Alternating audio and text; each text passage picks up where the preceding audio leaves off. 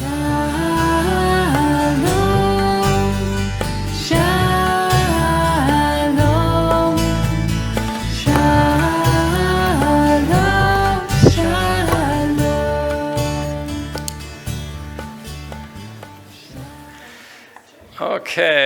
good evening and welcome. CU Boulder and the program in Jewish Studies use this as our second event, having started with a successful research colloquium with Professor Prager, who was in the audience, on Italian fascism. We will now continue with an equally important, incisive contribution by another distinguished guest this evening, whom I introduce to you in just a minute, Professor Mark Roseman from the University of Indiana at Bloomington.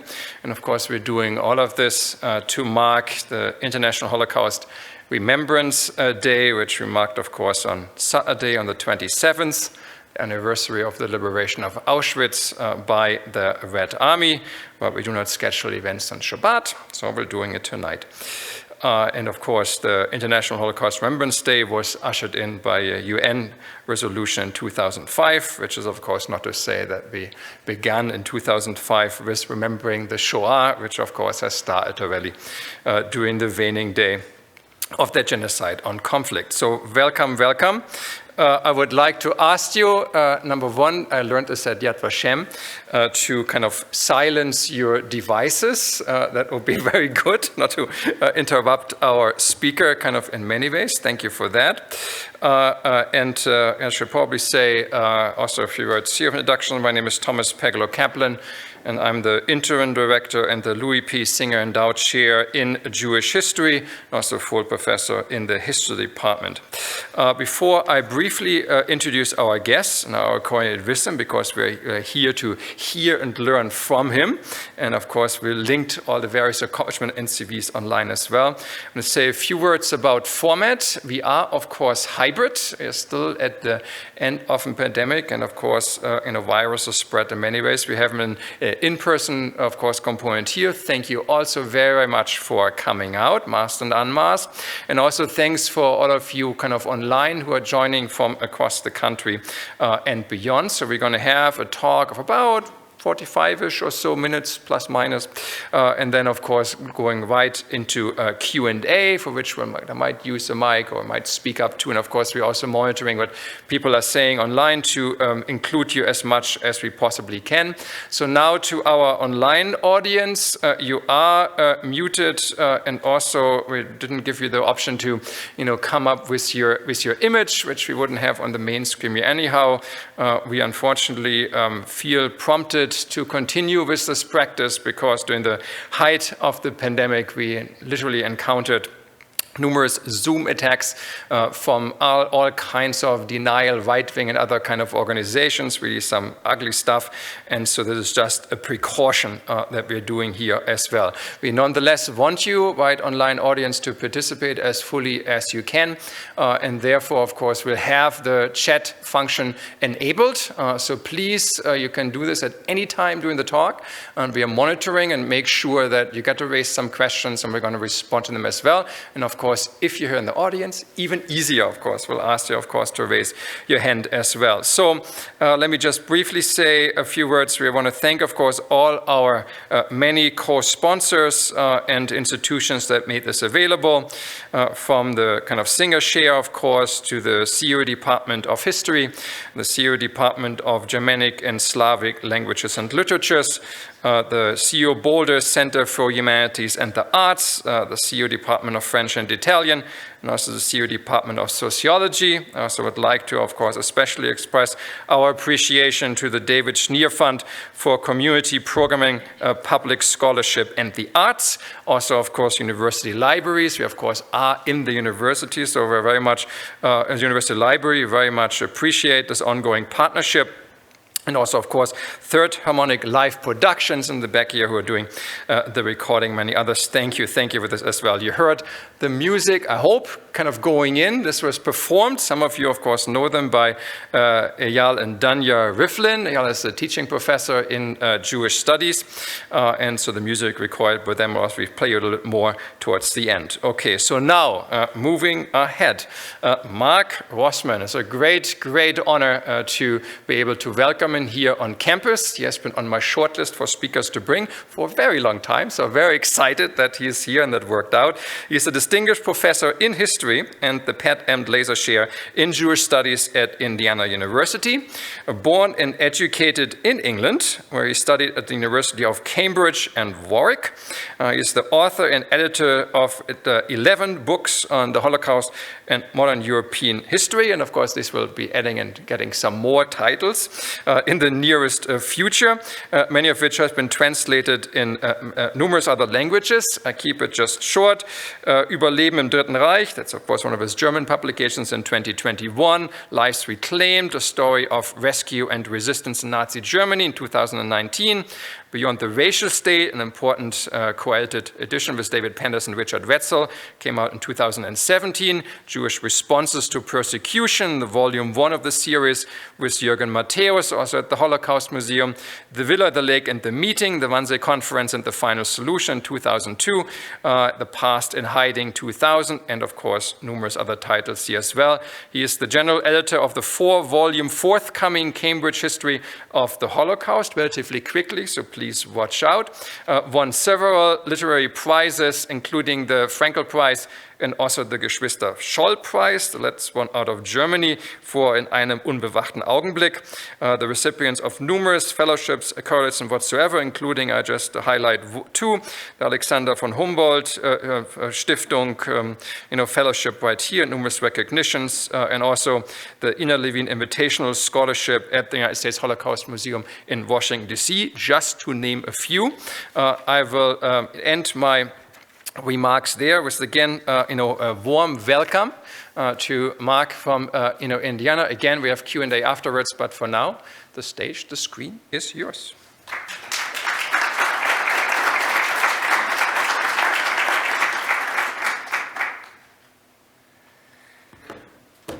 Thanks so much. It's so lovely to be here, and thanks so much for the invitation, Thomas. And I'd also like to thank Maggie Rosenau and the other staff here who have made this such a wonderful experience for both Roberta and myself. It's been a delight.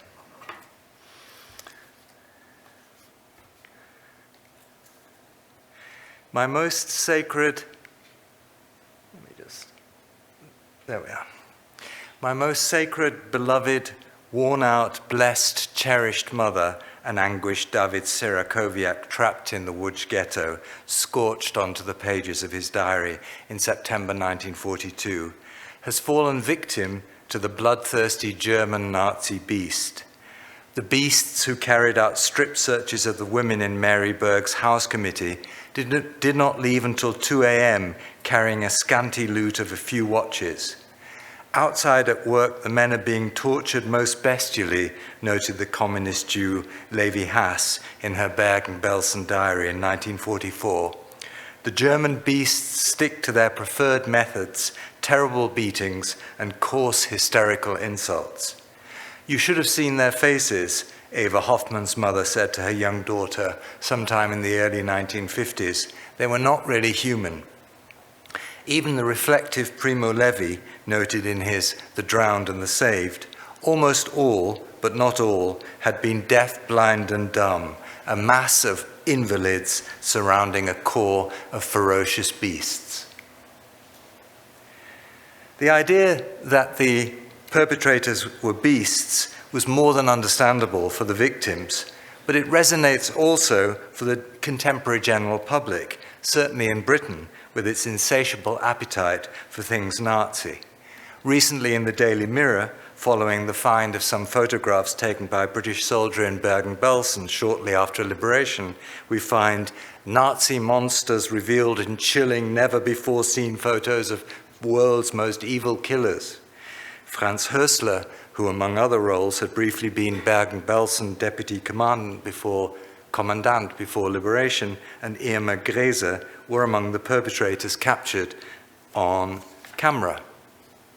Not to be outdone, the Daily Mail discovered hidden photos on the German-occupied Channel Island of Alderney, posing outside Lloyd's Bank, the Nazi monsters who murdered thousands. But if we ask historians about their go-to text for understanding perpetrators, it's likely to be Ordinary Men, Christopher Browning's marvelous book, now in its 3rd edition, the most commonly used text when it comes to teaching the week or more in your Holocaust course on perpetrators of the Holocaust. And I had the pleasure of having dinner with David Charlo, Paul Shankman, and Janet Jacobs, and I found that they all use Christopher Browning's Ordinary Men, and it is a marvelous book. Despite having taken place or been written almost 30 years ago, despite having taken place almost 30 years ago, the famous debate between Chris Browning and Daniel Goldhagen about the German policemen called upon to murder Jews in occupied Poland continues to shape our perception. In that debate, Chris Browning, with his meticulous use of the sources, clearly had the upper hand, conveying a picture of ordinary folk responding to peer pressure and group dynamics to become hardened killers. Yet the conclusion about the ordinariness of the perpetrators, while on some level incontestable, on another must leave historians unsatisfied. After all, it was Goldhagen who offered the historical explanation for the perpetrators' behavior, albeit with the implausible claim that German culture had been imbued long before the Nazis by a distinctive eliminatory anti-Semitism that made killing Jews a natural step. Browning's core explanation was based on a more universal social psychology that could apply anywhere.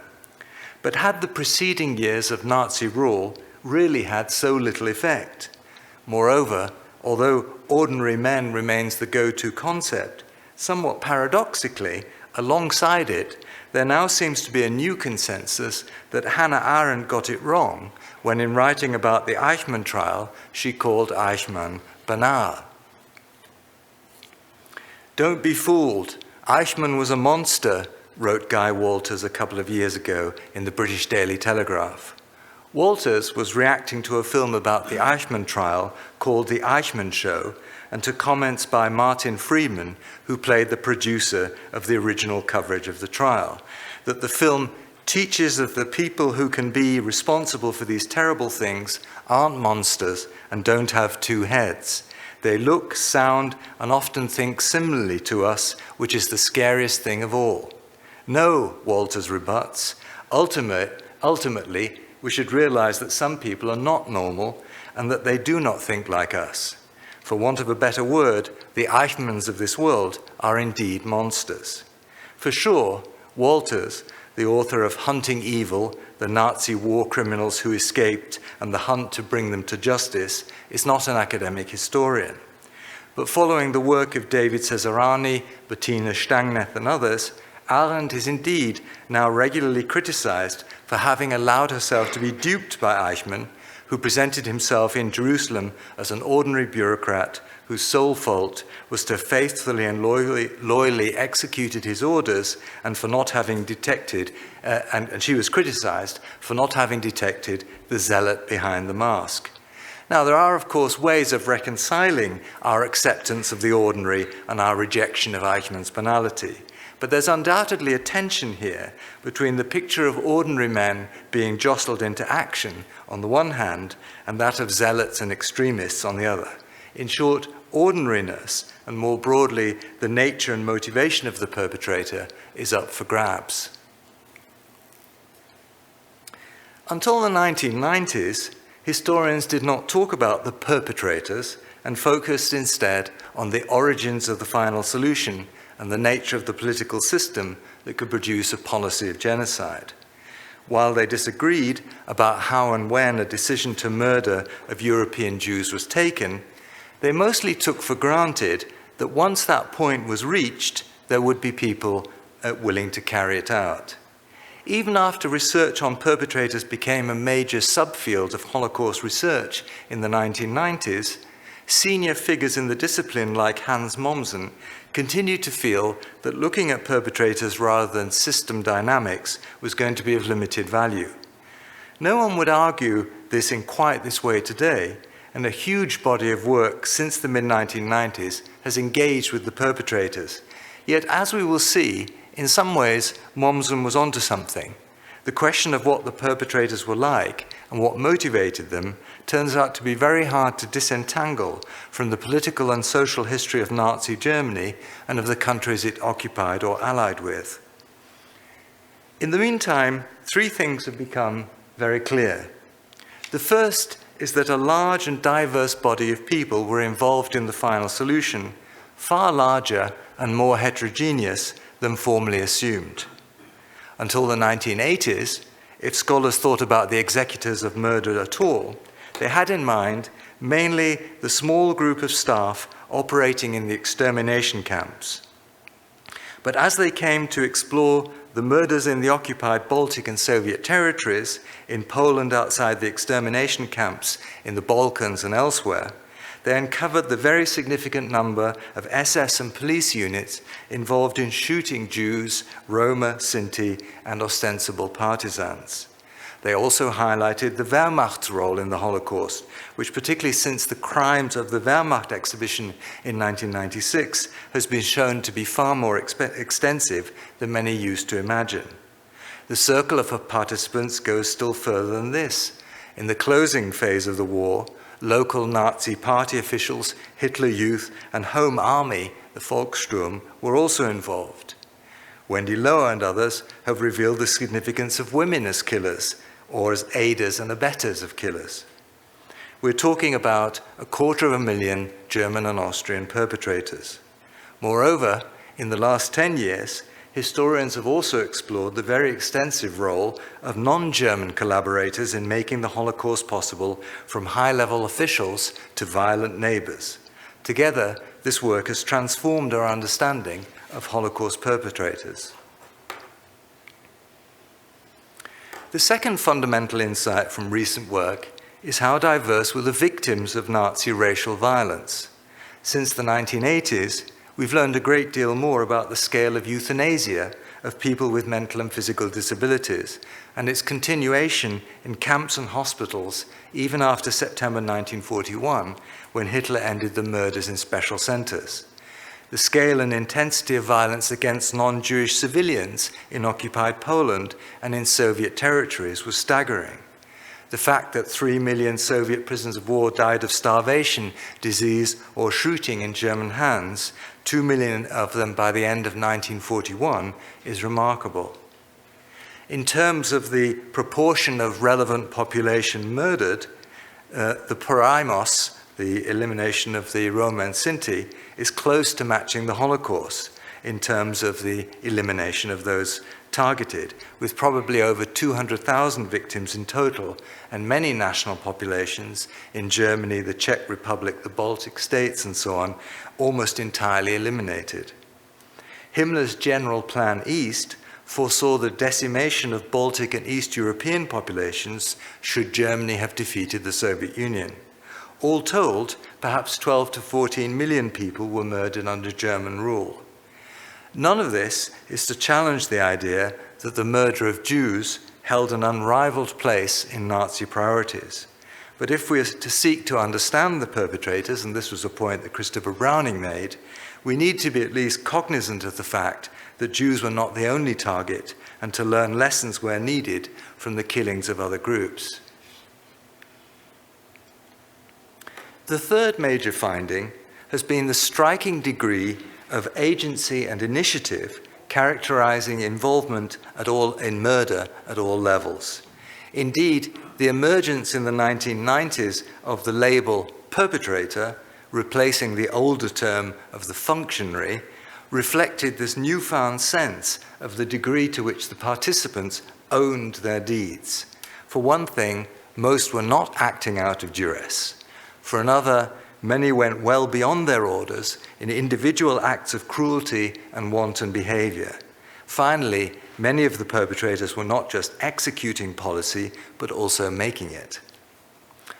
Our older view about the division of labor in the Holocaust, in which everyone was a mere cog in a system driven by orders given on high, thus revealed itself to be rather misleading. Certainly, it was important that individuals knew they were merely part of a much larger whole. Almost anyone was replaceable, and the striking example of that is Reinhard Heydrich's assassination in May 1942, on which Czech partisans and the British Secret Service placed such hopes. In fact, it served only to accelerate the murder program. But the fact remains that a great many participants were not simply following orders. In the middle ranks, individuals both followed orders and shaped policy. After the war, Nazis brought to justice were at pains to present themselves merely as loyal servants, Eichmann being only the most notorious example. But during the war, and even after the war, as long as they were not in legal jeopardy, Eichmann again being a good example, since he offered a most grandiose view of his responsibilities to a former SS man and journalist in Argentina, they tended to portray themselves the other way around, as having even more power than they in fact possessed. The protagonists claimed and craved responsibility. None of this has made understanding the perpetrators easier. For one thing, it increases the diversity of reasons for participation. This is particularly the case when we turn to collaboration, which was often driven by its own calculation and pressures, where collaborators across Europe and in the Soviet Union were enlisted into paramilitary organizations operating at German behest.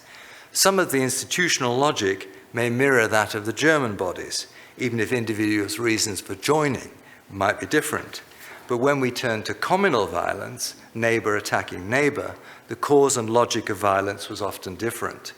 Something all these cases had in common is that whatever their individual disposition, individuals became caught up in processes larger than themselves. I think we also start to worry about what perpetrating actually means. Obviously, shooting women and children crossed moral thresholds that say administering the removal of Jews from their homes before deportation or sequestering their property did not. But the energy and efficiency of the process and the engineering of dire deprivation, such that a Rolf Heinz Höppner could write in July 1941 that murder might seem the most humane solution, drew on the actions of a great many participants who were themselves not directly killing. And we might need to reflect on an even broader group than that, since in the last few years, historians have begun to pay particular attention to the importance of bystanders, something to which the psychologist Erwin Staub drew attention more than 30 years ago. Our inquiry thus raises larger questions about societal involvement in genocide, in which the action of the obvious perpetrator is only part of the puzzle. Even if we do focus our attention directly on killing, can we look at the person who pulls the trigger without considering the person who commands the unit and gives the order? Clearly, there is a difference between giving an order and carrying it out. The motives that drove Himmler to turn Hitler's vision into a murderous reality will have differed, at least in part, from the pressures and incentives that led a low-ranking member of the security police to carry out his orders. But equally clearly, making policy and executing it were not cleanly divided. Killing, ordering to kill, and coming up with the policy that all should be killed cannot be easily separated. So what made the perpetrators kill? As in other genocides, most had not killed before the Holocaust, and most would not kill again afterwards. In part, they stopped killing because the German retreat removed Germans from the scenes of murder. But the end to killings was not just about loss of opportunity. The horrific and barely comprehensible story of the death marches, where murders continued until the last possible minute on German soil, but then stopped for good, offers a textbook case of the toxic brew of orders and individual agency. On the one hand, individual decisions to kill were made by local march leaders, sometimes abetted by local townspeople in the last weeks and even days of the war. Over 100,000 prisoners died in death marches, many of them murdered. Perhaps 300,000 prisoners in total were killed in the last 4 months of the war. The victims were not only Jews. And yet, when the killing stopped, it stopped. Allied fears of murderous werewolves, namely renegade Nazis, continuing to fight on German soil, proved unnecessary.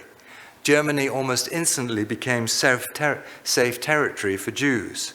The flood of Jewish refugees from Poland in 1946 and 1947 reflected the expectation of safety in Germany that those fleeing were not finding in Poland. The story of the killers is thus a real puzzle. The most striking features of the men who murdered the Jewish community of Buchach, wrote Omer Bartov, was the seemingly unbridgeable discrepancy between their mundane pre-war and post-war lives and the astonishing brutality, callousness, and disdain for humanity they displayed during the occupation.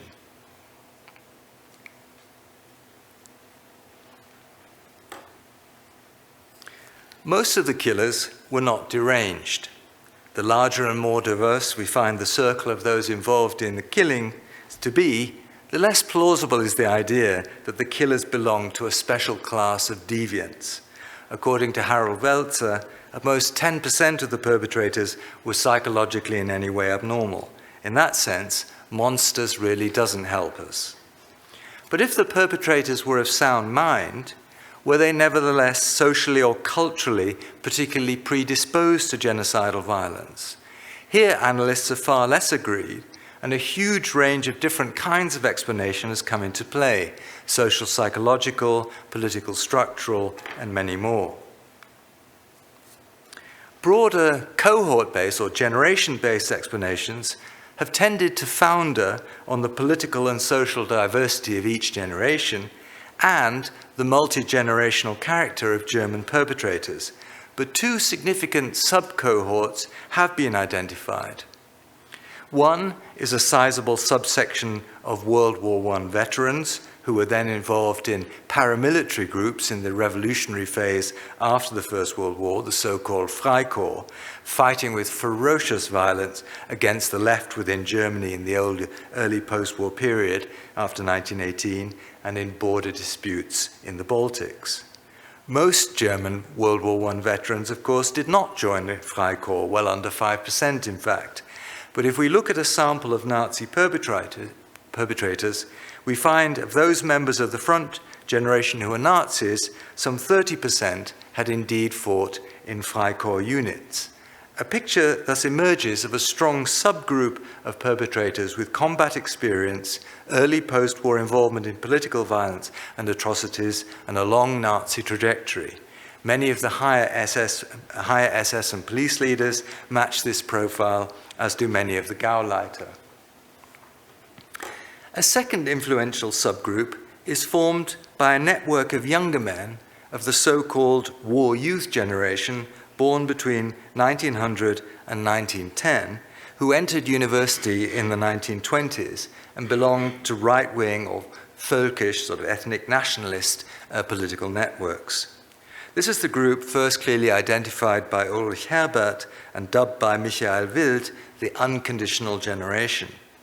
They dominated the think tank within the SS, the SD, that under Heydrich's leadership proved so important in developing anti-Semitic policy. For Herbert, the sub-cohorts defining experiences were upheaval and national humiliation in 1918, and the economic and political uncertainties associated with the Weimar Republic. Many espoused what Heydrich's later subordinate Werner Best coined heroic realism, the cool, rational, merciless pursuit of the interests of the folk. In other words, although the members of this right-wing network were a long way from espousing genocide in the 20s or early 30s, they brought with them values and a style that facilitated radicalization of policy in the 1930s and its ruthless implementation in the 40s. These subcohorts have been identified among middle and upper ranking echelons in the SS and security police. For obvious career reasons, many of the lower ranking figures were younger and had no clear trajectory before the Nazi era. Indeed, almost 50% of those at non-commissioned rank or lower joined the Nazi Party only during the war. It's much harder to identify any clear characteristics separating this group from other Germans. In any case, even including the older groups, we wonder if this group profile really holds the primary answer to our quest. Many of the figures who would play such an important role in advancing anti-Semitic policy, including the head of the Reichssecurity Main Office, Reinhard Heydrich, the head of the Gestapo, Heinrich Müller, or the brutal Gauleiter of annexed Polish territory in the Warthegau, Arthur Greiser, all had no clear profile as activists, long-time Nazis, vocal anti-Semites, or any other characteristic before 1933. The key role they played rather leads us into a different direction, away from the special characteristics of the perpetrators and towards the political history of the Nazi movement before and after 1933. For most victims, there was little doubt that the problem lay not in this or that group, but with the Germans. From intellectuals who found themselves in Auschwitz, like Primo Levi, or those living under German rule in Poland, like the writer Yitzhak Katzenelson, to Jewish leaders in the ghettos, like Avraham Tori in Kovno, to a reflective carpenter like the Treblinka survivor Jankiel Wiernik, to a young Polish boy like Michał Gurwinski, all knew there was some essential link between the perpetrators' inhumanity and their Germanity.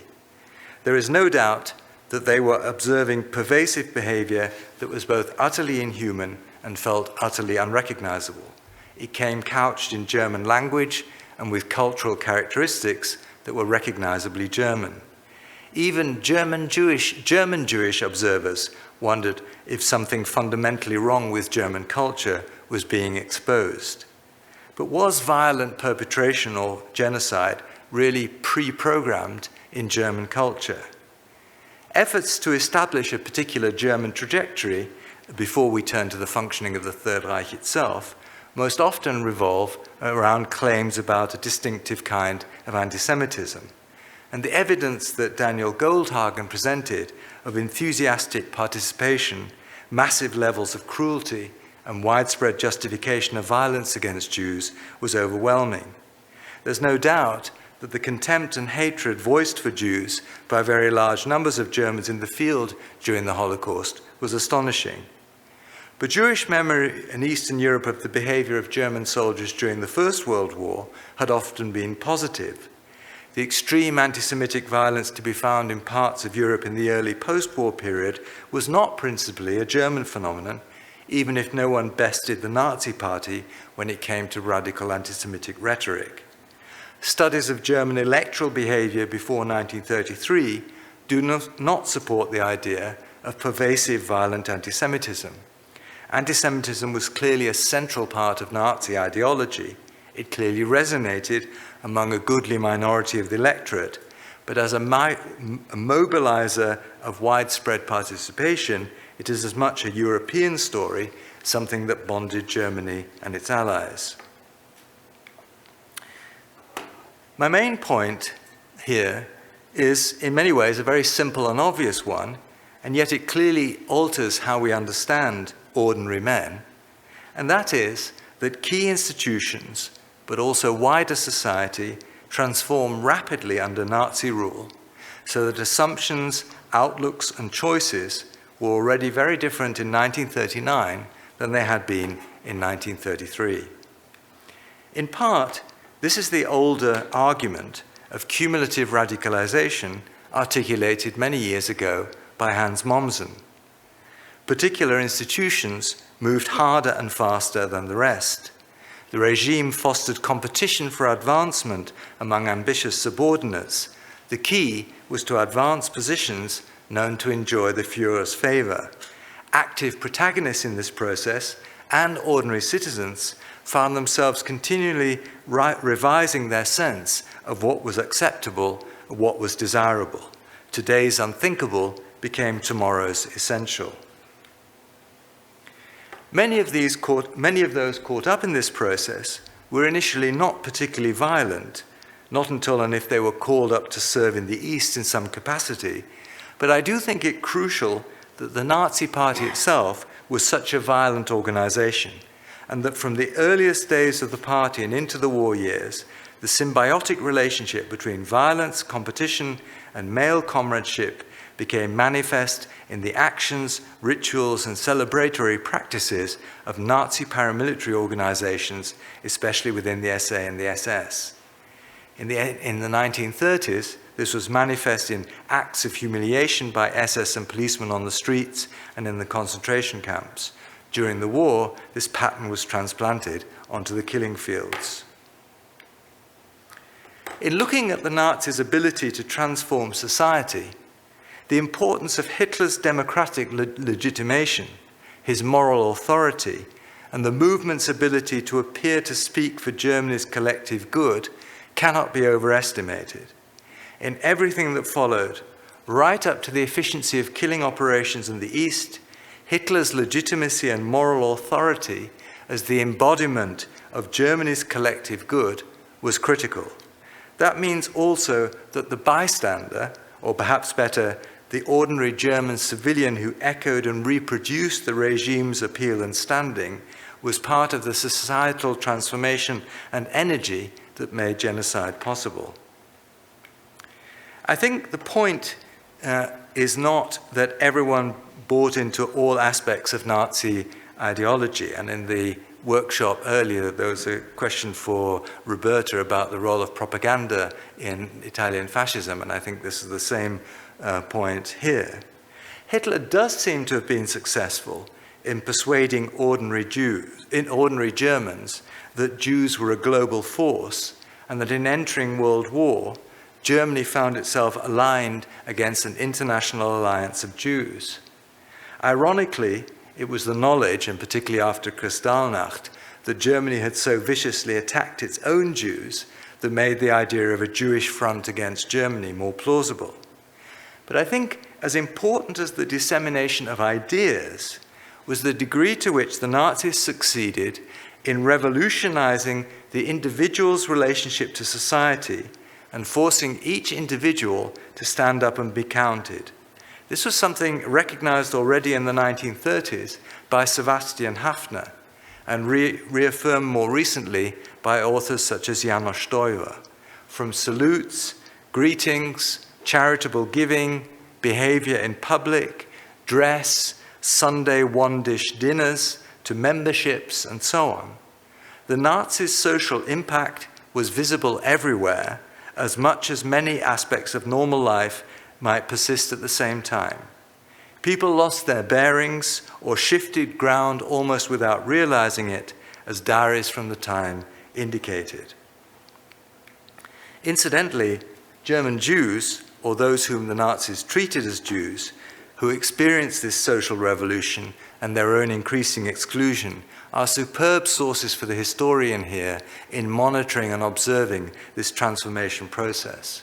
From Willi Kohn, Victor Klemperer, Walter Tausk, and others, we see the mechanisms of adaptation and transformation that shift our attention away from the perpetrator to a much broader sense of participation and social echo chamber.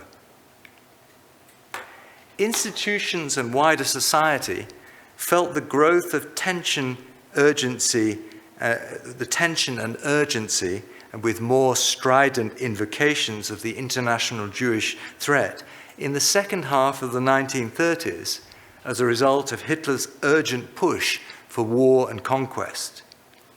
War preparations and diplomatic risk-taking applied pressure to the system and led Hitler to part ways with more restrained conservative elites. Moments of high drama and the threat of war in the 1930s created acute domestic tension that translated into violence against the regime's supposed enemies. The explosive violence of Kristallnacht being only the most extreme example.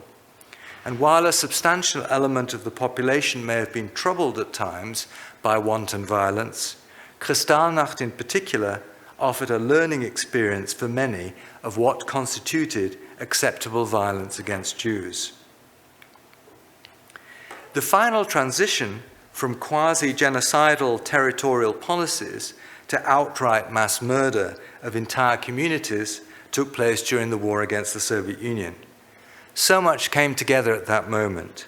For one thing, Soviet communism was viewed as a Jewish system, and that meant that for the first time, the security police cleansing operations in occupied territory now treated removing key figures and eliminating Jews as coterminous. For another, and separate from any specifically anti-Jewish animus, short-term military logistics issues and medium-term aspirations for living space together led to murderous economic planning. Military and civilian authorities envisaged the removal of food supplies from large swaths of civilians, and millions of Soviet prisoners of war died in German hands from hunger and disease as a result. Mindful of the challenges posed by the terrain, ferociously anti-communist and anti-Slav, and with its own traditions of ruthless elimination of partisans and civilian unrest, the Wehrmacht waged an increasingly unrestrained war against combatants and civilians alike. Increasingly, it became Wehrmacht dogma that partisans and Jews were overlapping categories. For his part, once he was confident that the Wehrmacht would not seek to rein in his policies, Himmler developed plans for German settlement that involved the removal of many ethnic populations in proportions ranging from a modest 50% to 100%.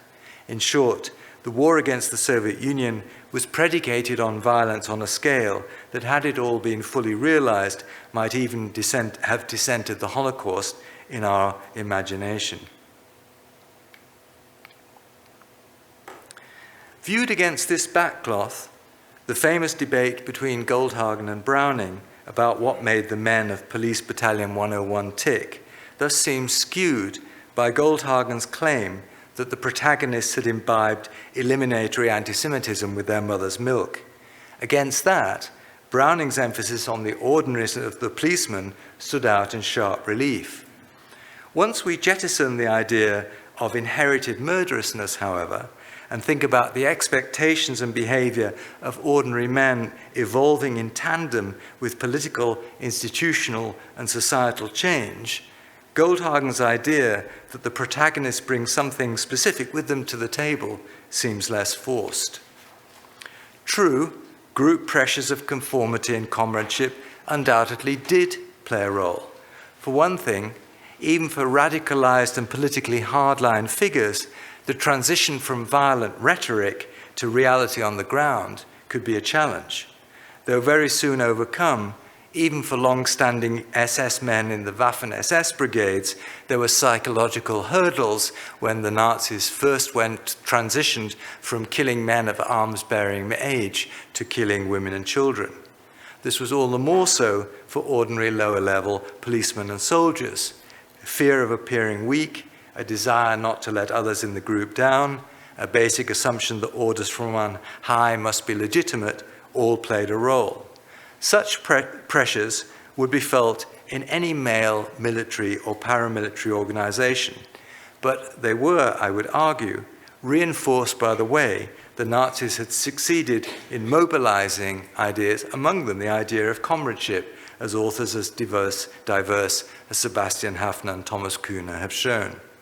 The pressure of cognitive dissonance then helped create retrospective legitimation for murder, as people sought to make sense of what they were doing, and family men sent correspondence home from the field that presented the killings as necessary to forestall the violence that would have been committed by the enemy against women and children at home. But the fact that they could send those letters and imagine that the letters would be understood is, I think, again a sign that something was going on the home front, and that the behavior in the killing fields was predicated also on a transformation process at home. It remains true that one of the most troubling aspects of the Holocaust is how many people engaged in gratuitous torture and violence beyond the killing they were ordered to do. Eva Hoffman, born shortly after the war to Polish Jewish survivors, recalled in later life the stories she heard of sadism and humiliation, extravagances of cruelty, and the bouts of brutal mockery and brutish laughter that accompanied the free-for-all massacres in Eastern European villages that survivors whispered to one another. It was the ubiquity of this wanton sadism and brutality that made so many Jewish observers sure that there was something utterly inhuman about the Germans. I have suggested that the Germans they confronted were ones that had participated in both a political and societal radicalization. But even that takes us only so far. Alas, forcing victims to dance and sing, souvenir taking and mutilation were no preserve of German perpetrators, nor were they the preserve of the Holocaust, even if the precise forms of such rituals may be revealing and vary from perpetrator group to perpetrator group, genocide to genocide, or war to war. Denoting this kind of gratuitous cruelty as extra-lethal violence in her work, Liane Fuji draws parallels with the rape and slaughter in Rwanda, the massacre of My Lai, and lynchings in 20th century North America. There's no simple explanation. Fuji uses the language of ritual and carnival, and there's no doubt that transgression and victimization were treated as fun by the protagonist. The experience of power over life and death, and sometimes sexual motivations, may have been in the mix. Bartov notes that the passivity or vulnerability of the victims excited anger among the perpetrators. In short, beyond the story of the Holocaust and the Third Reich's violence more broadly, there is an anthropological problem of human responses to situations where the lives of others can be extinguished with impunity. Let me almost conclude by returning to the victims. None of this is to belittle the victim's sense that they were confronted by monsters, and it certainly reaffirms that they were confronted by monstrous deeds. We should note, however, that victim testimony about the perpetrators is itself more differentiated than a first glance might suggest. Even the language of the beast is not quite what it seems. For one thing, as David Sirakowiak's quotation with which I opened reveals, the reference was quite often to the Nazi beast in the singular, or to speak with Katzenelson, the Hydra with 1,000 heads. In other words, in full recognition that there was something systemic rather than individual in the monstrosity.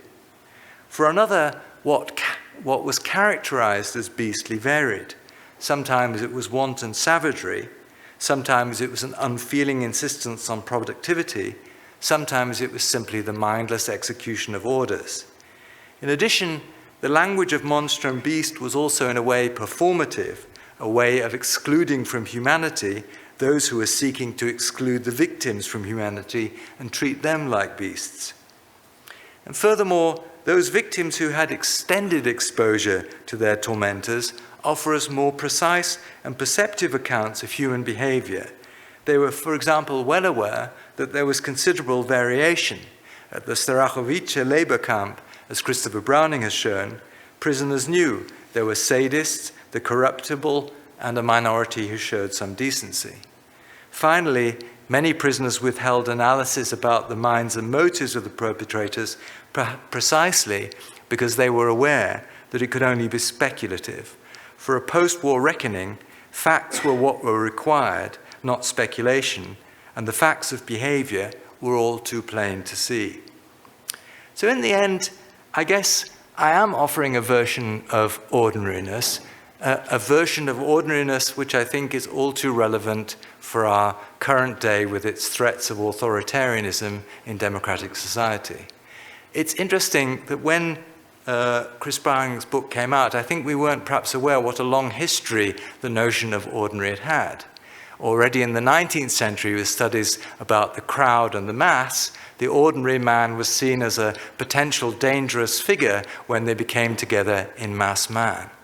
In an extraordinary perceptive piece in the immediate post-war period, Hannah Arendt wrote about the ordinary men who'd kind of lost their bearing because of the economic crisis and fear of their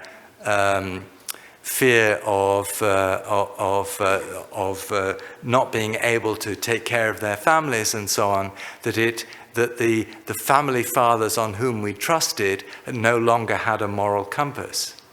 Later, when she wrote about Adolf Eichmann and talked about the banality of evil, she shifted the terrain slightly again. Now what she wanted to say, and I think it's still correct, was that Eichmann's moral failings were small compared to the enormity of what in other words, they didn't hold the key to the enormity of what it unleashed. There was a mismatch between the vices of this small man and the horrendous thing that he was a party to. And it was only then, when Christopher Browning's book came out, that ordinary was refigured again as meaning the sort of social situation in which every man might be found to commit the same kind of thing. This is also the language of the Milgram experiments, that you simply have to put people in the right situation and they're willing to press the button. Whereas I think the version of ordinary that I'm talking about is people who certainly start made up of human cloth and who after the war are able to live pretty ordinary lives, but who've gone through a social, societal transformation process, which means that in the moment of truth, they're not behaving the way that they would have done back in 1933. And I feel that's a worrying message for ourselves, because it sees, it's a reminder how easily in certain kinds of energized authoritarian situations with a democratic legitimation and a figure willing to provide the rhetorical canopy for violent rhetoric actions against others, it's possible to take a significant section of society a very long distance away from where they might have imagined they would be just a few years earlier. Thanks very much.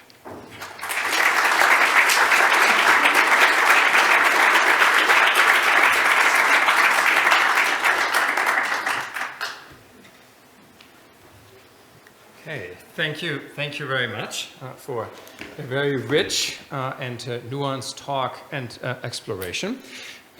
As of course we very much anticipated, a very skillful summary of a very complex literature, as of course you all saw, but of course very genuine contributions nicely mixed in. So in short, you gave us a lot to grapple with, but the good thing is we still have time. So number one, I would like, of course, to call on everybody who is online. So as I said before, we are watching the various comments, so please use the chat function, and we'll make sure that we'll get your question and comment in. But of course, I also at the same time want to make sure that the audience, right, thank you again so very much for coming out tonight, also have a chance to ask a question, engage our speaker and the like. And so I'm going to start momentarily. I would like to ask you to just briefly introduce yourself, right? So who you are, maybe affiliation with CU or something like that, relatively short, and then please ask the question, comment also relatively short, since I hope, right, there are going to be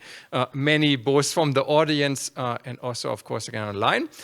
It's very nice as a final point to see also quite a number of students here. So of course, especially I'm calling on the students to make comments and the like, which of course is not to exclude anybody else who is here. I would also like you, of course, to have a chance to speak. Okay, so who would like to get us started? Can I have a show of hands, please? If not, of course, we go online and see who's there. But for now, let's see. Yes, and if you wouldn't mind just saying who you are. Yes, Gail Nelson. I'm retired intelligence officer in U.S. government, but 50 years ago, I wrote a thesis on SS indoctrination and training techniques here at Boulder. Unfortunately, I could not access the SS personnel folders that were controlled in West Berlin during the Cold War period. I'm only wondering if at the end of the Cold War, have you been able to access those SS personnel files? Yes, the SS personnel files have been available for a long time via the Berlin documents Yeah, so they have been available for a long time, yes. So now you can go to the National Archives and just pull them off the shelf. Yeah, yeah. I had to capture documents in the 70s, but I couldn't get to Yeah. the... But it's not the captured document, it's the Berlin Document Center collection. Yeah.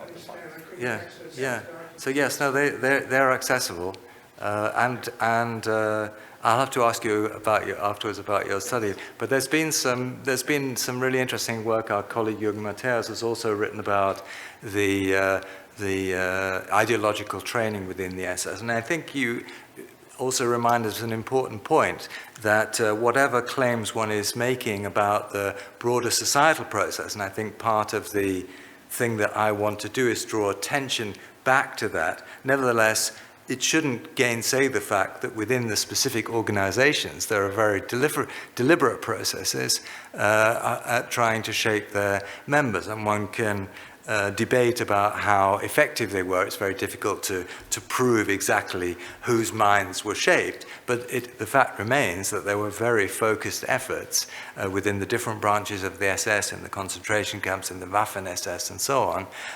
to develop very specific, to offer a sort of a repeating message. And again, one of the points that Roberta made earlier today, I think, is a really good one, that one of the most important things about propaganda is not so much that it washes your brain, but that by drowning out anything else, it makes it much harder to access a different set of truths or a different set of ideas. So I think it's very good that you remind us that there are also these institutionally specific messaging operations as well. Yeah, thanks. So again, I would like to call on also the audience kind of online to take this opportunity to simply kind of go to the chat, ask questions, make comments and the like. I see like Trevor, so again, he's working with the students. Excellent, very good. Let's start with some grad students.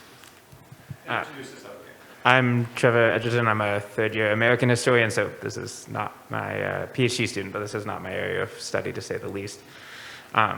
So in my reading of your argument, a lot of it kind of hinges on the kind of the social and political changes that happened after the election of the Nazis, of Hitler. And if that is the case, then why was Hitler elected? Kind of a chicken and egg problem of if the changes of the social political climate of Nazi Germany led to the perpetrators killing Jews and killing others in the Holocaust, as you so eloquently talked about earlier, why were the conditions in Germany such the way that the Nazis were elected in the first place? Yeah, that's a great question, because so the answer is what's the sort of carryover between the reasons that Hitler comes to power and the forces that operate thereafter. And obviously, in some level, continuities of language and the continuity of the figure of Hitler himself is absolutely key. So that in that extent, and I think when people were voting for Hitler in the crisis elections of the depth of the Depression, there was from many a strong sense of risk taking. So part of the way that he reinforces what had happened before is that he delivers on the economy and so on, and he clears out the communists. And so in that sense, there's this sense that this person that you'd taken a real gamble on because things look so desperate, you didn't know what else to do, has actually delivered. On the other hand, I think it's interesting, there's quite a lot of discontinuity with the people who voted in 1930, voted in the July 32 election in November. There's a shifting electorate. It's broader than it's deep. And there's a myriad of motives in a moment of crisis in which the system is dismantling itself. I mean, democracy had not been working properly since 1930. In the summer of 1932, the communist and the Nazi vote together added up to more than 50% of the vote, and that meant that you could see that democracy was completely dismantling itself. Then elites bring in sort of Hitler, but it was actually, you would have had to have been a very loyal and devoted servant of democracy to rescue it at that point. You effectively have to sit it out until the electorate wakes up and is actually willing to vote for democratic parties again. So it's a very fragmented, multifaceted process. The Nazis had somewhat downplayed their public propaganda against Jews in the 2 years 30-32. There were, I mean, anybody who wanted to read the tea leaves could see what was going on, and they're always dishing out quite radical language to the faithful, but to the public it's a bit different. So I mean, I think in some ways the answer is very obvious, that there is a dramatic difference between this unstable coalition of desperately wanting relief, for whom some things resonate, and the process that happens when society is being organized and led by the Nazis. I mean, having said that, you know, it's always a sort of, it's chicken and egg maybe, or it's as you say, or maybe it's trying to balance different things, because at the same time, one of the real insights that we have recognized is how the energy that the regime has relies on the fact that it actually draws on a whole variety of different social groups who are in some way driving it forward. So, for example, the sort of fairly large medical, psychological, social work cohort that's looking for action against the disabled. So, for example, that is not just the Nazis now imposing it, that's sort of significant elites or intellectual groups who think this is the way to go at a time when the state can no longer afford the ballast it has to shed the ballast. So those are ideas that existed before. So I don't have there's no pat answer to the relationship between the before and after, but I think one can say that there's a very big difference between this unstable coalition that brings him in and the energy that the regime develops after. And again, Sebastian Haffner's Defying Hitler is a wonderful book, because he was a legal trainee when the Nazis came in, had not been particularly attracted to the Nazis, although I think was a reasonably nationally minded middle-class young man, certainly not on the left. And initially, he doesn't see that any great revolution or social transformation takes place.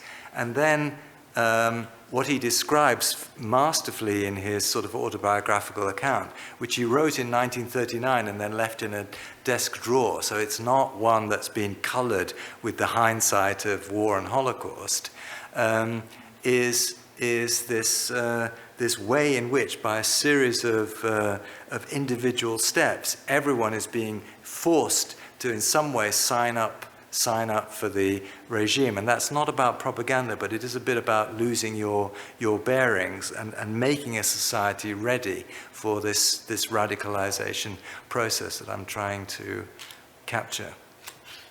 Great, thank you so much. And of course, that very much speaks to the 10 plus years we spent on debating the Volksgemeinschaft, right, of recent years. Okay, let's go to the internet. We have Louis Campbell, thank you very much. So thank you very much for offering this talk, incredibly insightful and interesting, very well done. And thank you for offering a virtual option. So now the question, Mark, the focus appears, and could have been asked by Janet to others in the audience, the focus appears to have been on men.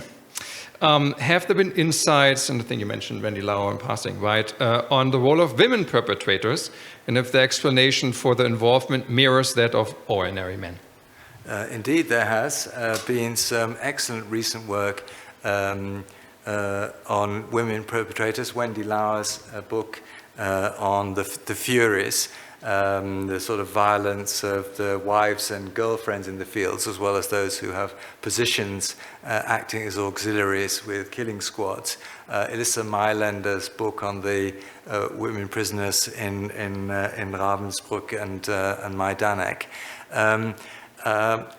There are certainly some gender-specific differences, not least because of the limited roles that women were assigned. But in some ways, I think women are a very important part of this story, and I it's still something that's understated as I'm sort of thinking about a book I want to write. Because if one is making the argument that you should not look solely at the sort of institutional culture and the organizations, but you're looking at something that's taking place in a wider society, then it seems to me looking at women's response and women's place as an echo chamber, and this was an argument that Claudia Kuntz made years ago, although not so specifically focused on the violence of the Holocaust, then it seems to me that they're a very important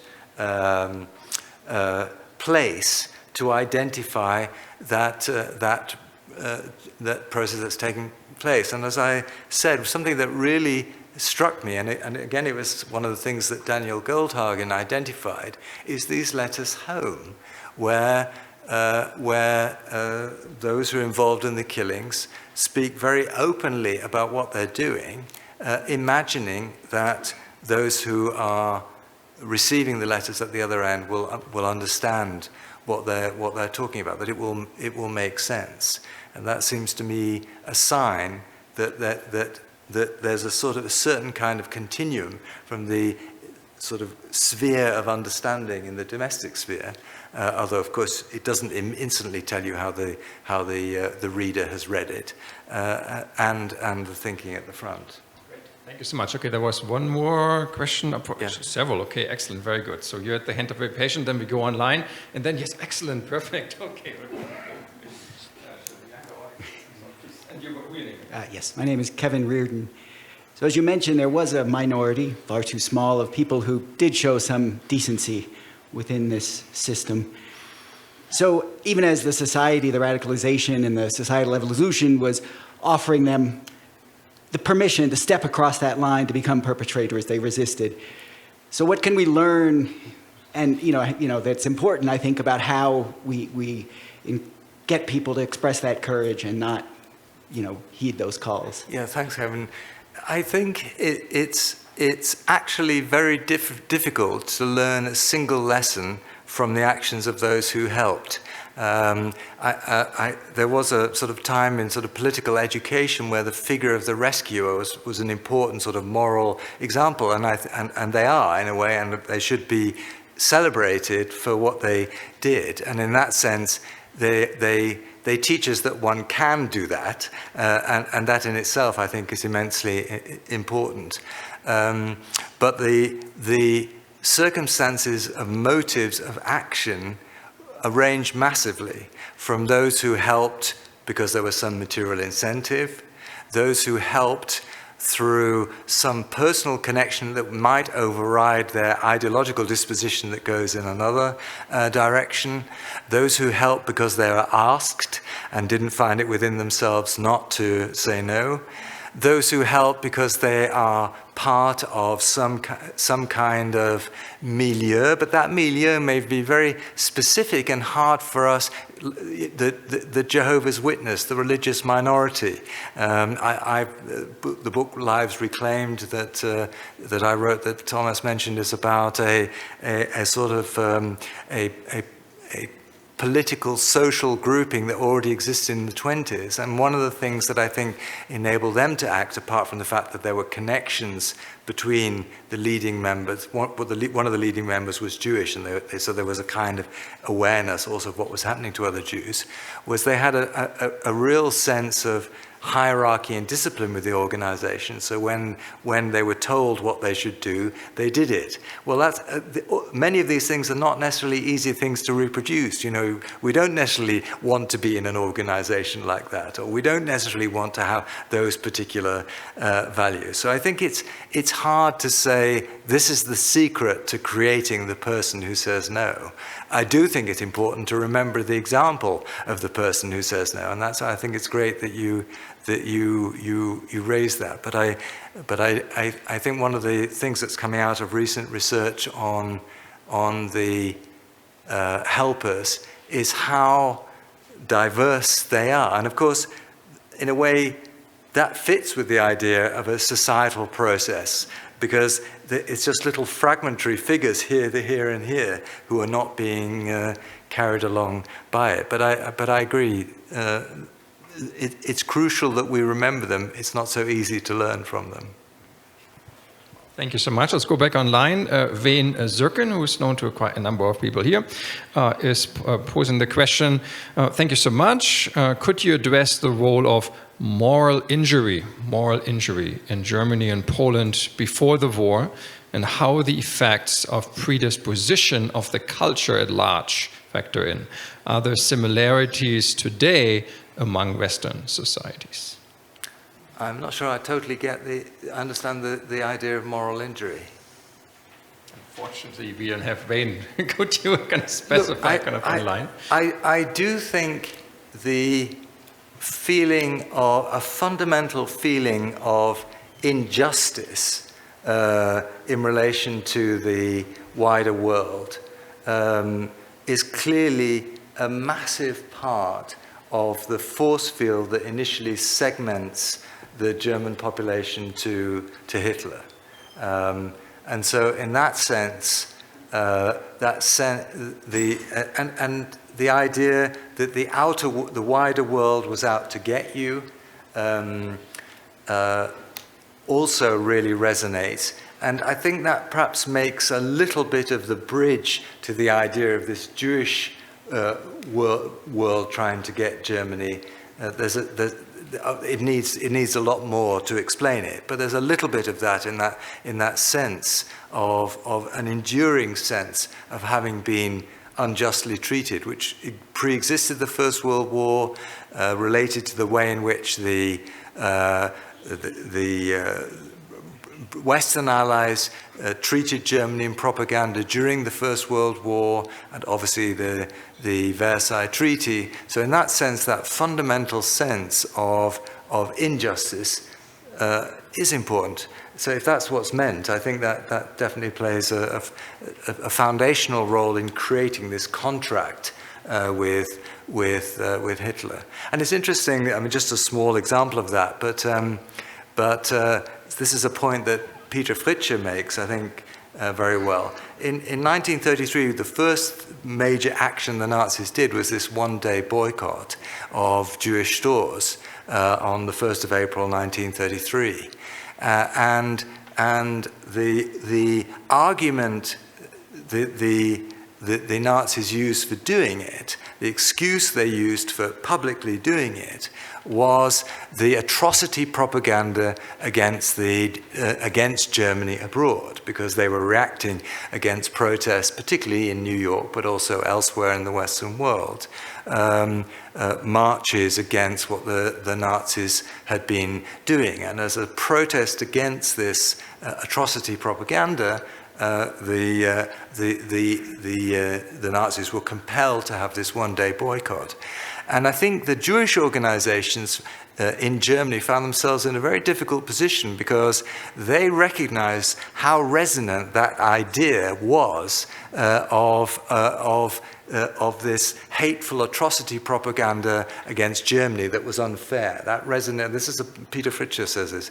I think it's a very good point that it went already back to the First World War. And so when they're trying to position themselves, make public statements, Jewish organizations have to tread very carefully, themselves wanting to seek to rebut the wilder propaganda abroad, whilst at the same time being aware how serious it is. And actually, as we now know from the materials of the Central Association of German Jews, secretly encouraging protests abroad against Germany, whilst at the same time publicly having to sort of disavow it. So yeah, it's definitely part of the atmosphere that makes this possible. Yeah. Thank you so much. So now let's go to the pre-college audience. I'm very excited, and I also use it as an enticement for I really want to hear also from some of the undergrads in the room. No pressure, but let's start here, please. You could tell who you are. Hi, I'm Brecken Vaughn, and I'm working on a project called Taking a Stand for my school. Okay. And I was wondering, because this was the topic that I was really interested in, and when my grandma happened to just tell me that this was going on, I was very excited. And I was wondering, you were just talking about protesters that were kind of protesting on what this was, and you were talking about people that were writing books on these, and I was wondering if I could get any specific names that I could work on. Yeah, absolutely. I can give you great pleasure. And if you give me your address, I will send you my book with great pleasure, which is about a group that I grew very attached to, who did take a stand. And one of the things that I think did make a difference, and maybe this is a lesson one can learn, that did make a difference for them, was that this was a group of friends. They were very politically minded. They were living in a kind of community. They wanted to kind of model the future ideal society before the Nazis came to power. They weren't prepared for anything like the Nazis. When the Nazis came, they suddenly find themselves under attack, and they're really in difficulty, and they have to kind of adjust. But one of the things that they had sort of made as one of their principles, and it's a bit like maybe like Quakers and some other groups, was to take everyday individual gestures very seriously. This is long before the Nazis. So, whatever you were talking about, whether somebody should marry somebody else, or about the division of labor in the household, or about what kind of things, behavior was okay at work, they would debate these things with high moral seriousness. And so when they started acting after 1938, after Kristallnacht, which is when they really start getting into gear, helping Jews, what they do is they take small gestures very seriously, and I think that was really important. So in other words, they knew the limits of what they could do. They weren't superheroes. They weren't willing to sacrifice their lives. They took risks, but they weren't willing to. They didn't want to take exaggerated risks, but they would do small things that they could do and that made a difference. And I'll give you just one example, which is the example I think one of the examples I opened the book with is. So Kristallnacht, you know, was this night in which all over Germany, German Jews were attacked in their homes and their businesses and so on, brutally attacked. And the following day, the leader of the group told the members they had to reach out to Jews in the community and stand up and be counted. So one person whom I interviewed went to visit an older couple, a wealthy couple whom she had known. She'd been married to somebody who was part Jewish, who'd already left the country, but before the Nazi period, she'd known this couple because they used to have concerts in their house. So she goes to visit them with a bunch of flowers. And there's a sort of mob outside, and she has to sort of go away, and somebody shouts at her, but she gets in. The front door is so smashed in, she can't get through it, but she goes to the side door. And that was a moment of solidarity, of saying, there are people here who actually recognize your humanity. We feel terrible at what's happened, and let us know what we can do. And, you know, when we write histories of rescue, nobody's life gets saved by a bunch of flowers. But I think there is something of a continuum, and the group certainly learned to try more things, and eventually did save some lives. So I think that taking small gestures seriously, that's a good one in terms of recognizing and being committed to what you can actually do. Because I think one of the things that we don't necessarily think about is if you are wanting to help and you're helping strangers, it can feel utterly arbitrary doing something small. We don't actually think about that. But in the question, why do you help this person and not that person? You know, if you give them you're giving them some food and medical things to make them chance of surviving on the deportation a bit larger, because you don't know and they don't know what the outcome will be. This feels, it's just a drop in the ocean, or as they would say in German, a drop on the hot stone. And I think we think about you have to overcome the fear of persecution, and of course you do, but you also have to overcome the feeling of arbitrariness, the feeling of helplessness. And again, I think in their case, that commitment to small deeds is really good. So I'll get your address from your grandma, and I'll send you the book and some titles. Excellent, very good. Okay, we have time for maybe a couple more shorter questions. Okay, online, last one from online. Nicholas Vacano says, how synonymous were the identities of victims in the eyes of many perpetrators at the highest level of the Nazi Party? Were Roma, Sinti, communist, disabled, Jewish, and LGBTQ victims viewed as requiring the same genocidal treatment against all of them because there was a unified kind of anti-Germanness or impurity perceived to them over the gradients to how they were viewed and how it was thought they should be treated. Again, I'm asking at the highest level of the party administration and not among the on-the-ground perpetrators. Okay.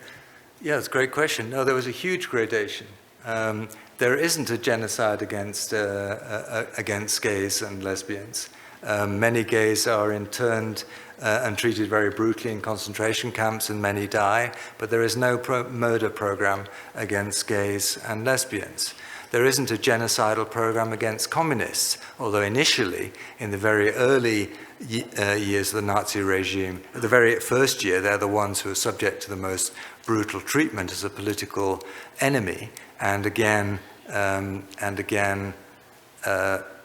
later when there are attempts to revive the party, again they're knocked down with great brutality. It's also what's interesting is that the energy behind actions against different groups come from different parts of the regime. So a different set of institutions are responsible initially for stepping up, or in the late 30s, for stepping up action against the Sinti and Roma, who are not necessarily so involved in actions against Jews.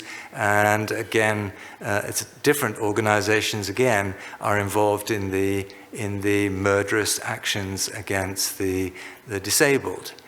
Obviously, there is an overlap in the sense of those who are seen racially undesirable and who should be excluded from the German body politic, as the questioner suggests. On the other hand, the Jews are distinctive in being seen both as a racial threat and as a powerful threat. The Sinti and Roma are seen as a sort of corrupting force, but they're not seen as a world power. And obviously the disabled are seen as a weak drain on resources, but they're not in any way seen as a conspiracy against Germany. In that sense, the way in which they're understood is very different. And in the concentration camps themselves, when now this is moving down to the lower level than the questioner asks, the treatment meted out to different groups is finally graded with all sorts of distinctions, with the Soviet prisoners of war and the Jews finding themselves on the very bottom of the pile. But there's no question that there are enormous distinctions. What one can say, of course, is that there are. I mean, I think one of the things that I don't think the Nazis, for example, were very original at all in their treatment of homosexuality. Although Himmler's ideas that you could convert people certainly has its own sort of quirks.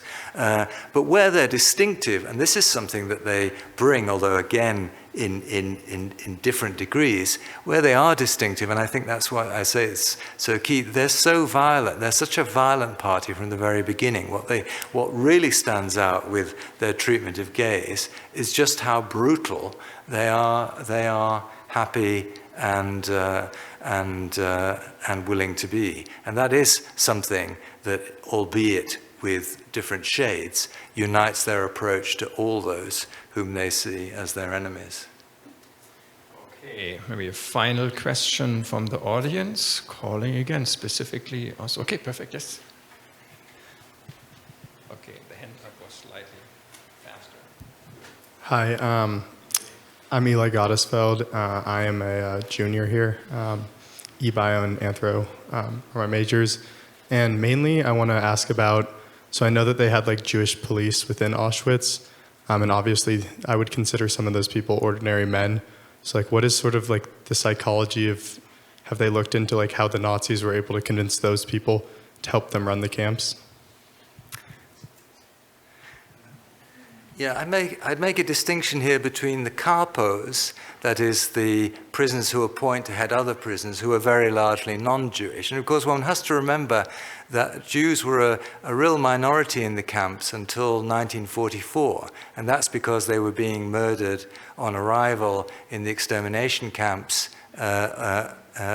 or being shot. And it's only really in 1944 that the Jewish proportion of prisoners in the camps begins to grow as the Nazis realize that they need to keep them alive for a bit longer to work. And it's only in then that you begin to find some Jewish capos. I think the group that people are often have in mind, are sort of slightly confusing the two, is the Sonderkommandos. They're not like the capos. They're not individuals who are appointed to make the barracks run efficiently. But these are the groups who were conscripted into facilitating the murder process. So that is, they were the ones who would be involved in taking prisoners into the gas chambers, and above all, they were the ones who were having to process the dead bodies afterwards. Their position is, on the one hand, they are ordinary in the sense that it has no relationship to any preparation. No one could be prepared for that. There's nothing that has taken to them that point other than duress. And on the other hand, their position in that is utterly extraordinary in the sense of finding themselves still so wedded to life, and because our instinct is so strong, that they continue to live, and not quite believing the role that they've been assigned in assisting in this murder process. And there's a lot of testimony, some written, the so-called scrolls of Auschwitz, written by Sonderkommandos who didn't survive the war but left writings in the ashes which have been found and published, and others who did survive and have been interviewed. And I think this is one of the most kind of horrific, abject positions that any human beings ever find themselves in. And in that sense, I think bears literally no relationship to the position that I'm talking about, of people who may feel social pressure but are not, very rarely, under duress of lives, particularly the Germans are not. And so in that sense, I mean, there are questions at moments, for example, about leaders in the ghettos, about those who and there were these various honor courts, Jewish honor courts after the war, where people felt that Jews had taken on positions of responsibility they shouldn't have done, and had made decisions that they shouldn't have done, and there are questions to be asked there for sure. But the level of duress there is so extreme. The choices are such, as Lawrence Langer says, choiceless choices, that there is not much to connect the two stories, except that they're happening in the same space and with the same overall genocidal program as the framework. Thank you. So you left us final question with like a cautionary remark and what it all means a little bit in terms of repercussion for today's society. So the final question from online, which I anticipated much earlier already. Can you talk about the similarities and or differences you see of the rise of anti-Semitism today, with a specific reference to October 7th and after, and then? Great. You saved that for the last. Thanks. Well, similarities, obviously, we're in an age of nationalist and sort of xenophobic movements seeking to project anger onto particular groups. And in that sense, there's a similarity, and Jews are a target of that. They're not the only target of that. In that sense, that's a similarity. And I think many of us were disappointed by the responses at all sorts of levels in this country to what happened in on October 7th. And I think some of us, if we're honest, and I would say this for myself, we're almost disappointed by our own reaction, in the sense of not quite, in the very first instance, in the first 24 hours maybe, not quite appreciating the enormity of what had taken place, that it took a little while to sink in just how extreme was that had happened. And so, in that sense, there are real similarities. On the other hand, the circumstances in which anti-Semitism can be heard today intersects obviously with something which is actually a very real conflict of interests between groups who are hostile to the creation of the State of Israel, or feel, or hostile to the way that Israel is controlling the occupied territories. And these are real conflicts of interest. Now, it may be that those who are in the groups who are involved in, and I'm not talking about October 7th now, which is sort of outside the violence of October the 7th.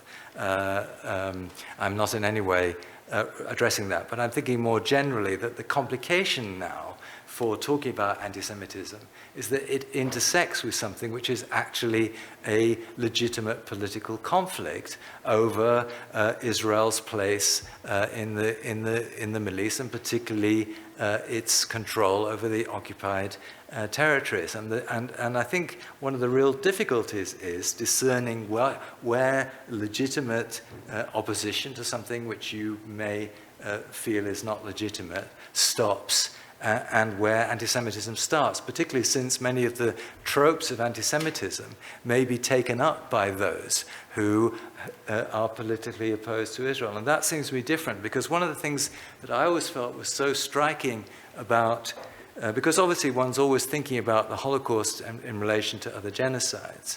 And genocides usually depend on a kind, as they do here, on a kind of sort of myth that the group that you're targeting is very powerful and has to be removed, whereas in fact they have to be very weak so that you can remove them. Genocides always have that paradox that you're hitting the weak, but you're imagining them as strong.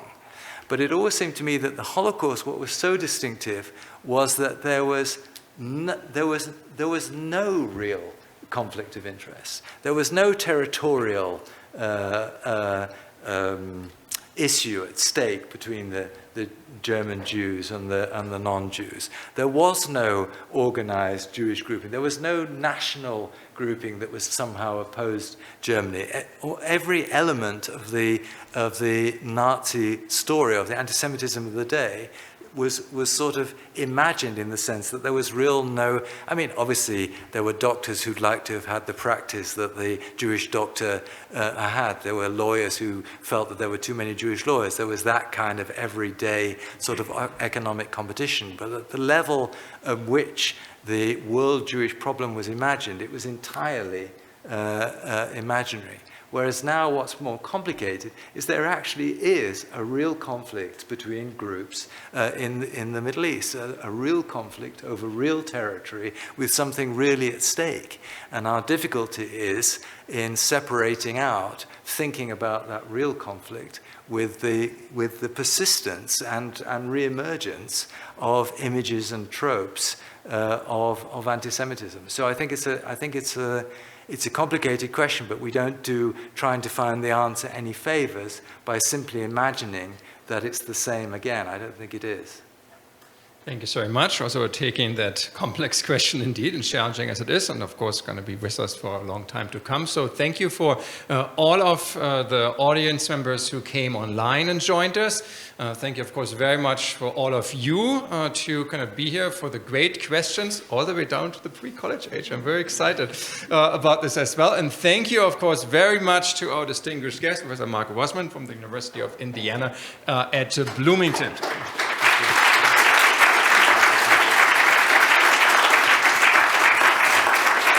There there is, of course, more to come. Not tonight, of course, but in the very near future.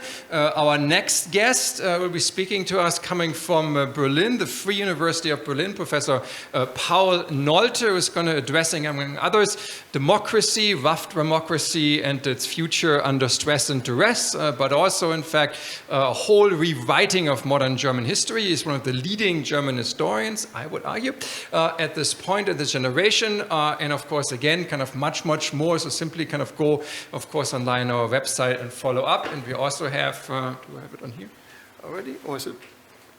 Yeah, sorry. Here, in fact, is the full lineup, so please kind of peruse. And again, thank you so much. If you have final questions, it's more legit to come on for us. Professor Roseman, sorry I'm volunteering you, but we'll gladly take them as well. Thank you again so much. Be safe, be well. Take care. Bye-bye.